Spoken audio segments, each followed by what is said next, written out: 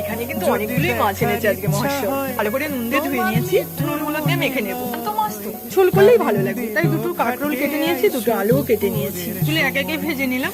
ওই তেলে জিরে তেজপাতা ফোড়ন দিয়েই হাফ বয়েল করে রেখেছিলাম আলুটাকে দিয়ে দিলাম আগে। আলুটা লাল লাল হয়ে আসলে কাঁকরোলগুলোও দিয়ে দিলাম, জিরা লঙ্কা কাঁচা লঙ্কা বাটা আদা বাটা একটা টমেটো কুচি ভালো করে কষিয়ে দিয়ে দেবো ঝোল। ওটা ফুটে আসলেই মাছ ভাজাগুলো এক একে দিয়ে দেবো, জিরে ধনে গুঁড়ো দিলেই রেডি। এটা তো রেডি হলো।